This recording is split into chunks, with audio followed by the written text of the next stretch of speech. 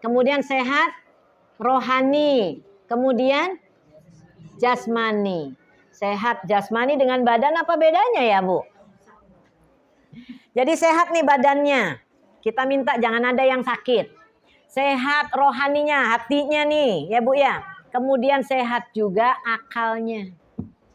Badannya sehat, tapi akalnya nggak sehat. Gimana Bu? Itu yang jalan-jalan sendiri itu Bu. Nah, ngomong sendiri. Ada memang Bu di jalan itu. Allahu Akbar. Allahu Akbar. Gitu sambil jalan. Tapi Allahu Akbarnya itu kayaknya di luar pemahamannya. Dia rupanya stres.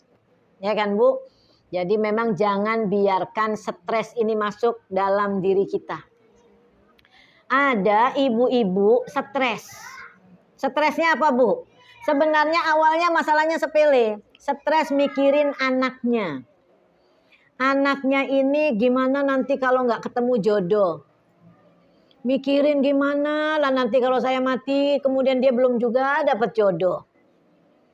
Anak yang keduanya alhamdulillah dapat jodoh, stres juga.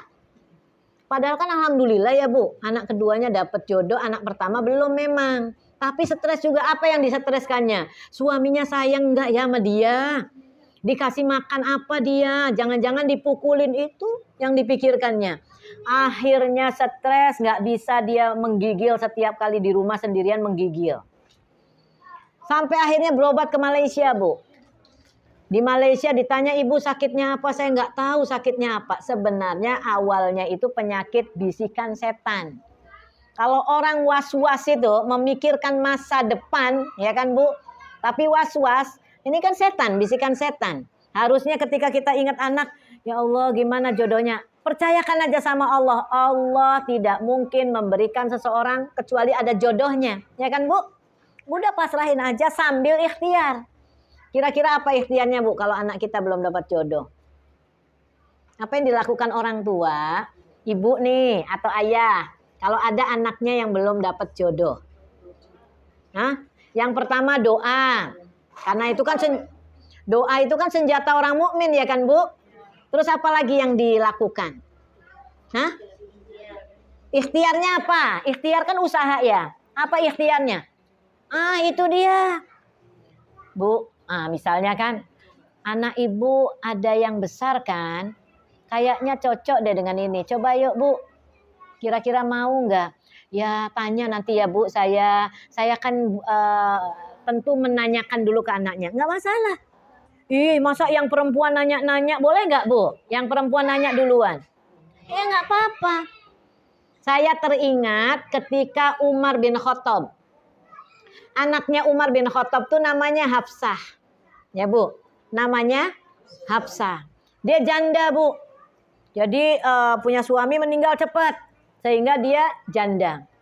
Apa yang dilakukan oleh Umar, ayahnya ini? Itu dia, keliling. Nanyain sahabat-sahabatnya, Abu Bakar, Utsman. Semuanya ditanyain, kamu mau nggak dengan anak saya? Tuh udah selesai masa iddahnya. Kalau udah selesai masa iddahnya dicariin, jangan belum selesai. Kita juga kalau belum selesai masa iddahnya kan suami meninggal, dandan kemudian deket sama laki-laki itu nggak boleh. Orang melamar kita dalam keadaan kita masa iddah itu nggak boleh. Makanya kita menjaga diri tadi tuh. Jadi Umar itu dia bilang, anak saya itu udah habis tuh masa iddahnya. Mau nggak? Si Abu Bakar ketika ditanya mau nggak sama anak saya, diam aja. Jadi kata Umar, agak kesel, kenapa diam aja ya? Agak terhina, merasa terhina kan gitu, menunjukkan anaknya tapi nggak ada respon. Terus ditawarkan ke Utsman, apa kata Utsman? Baru saya melamar seseorang, rasanya nggak mungkin lah kalau 1 tahun ini 2, kan gitu. Tanya lagi yang lain, nggak ada yang respon. Sampai akhirnya ternyata Hafsah dinikahi oleh siapa? Oleh Rasulullah. Oleh Rasulullah, datang Rasulullah itu. Saya ingin melamar Hafsah. Jadi Abu Bakar yang tadi ditanya itu dia bilang, saya tuh sebenarnya tahu kalau Rasulullah itu pernah ngomong-ngomong gitu loh tentang Hafsah. Maka kan saya nggak mungkin saya melamar atau menerima lamaran Anda, kan gitu kan, sementara Rasulullah pengen. Nah itu Bu, jadi kewajiban orang tua itu nggak masalah untuk bertanya. Dan orang yang ditanya ini jangan menganggap hina pula.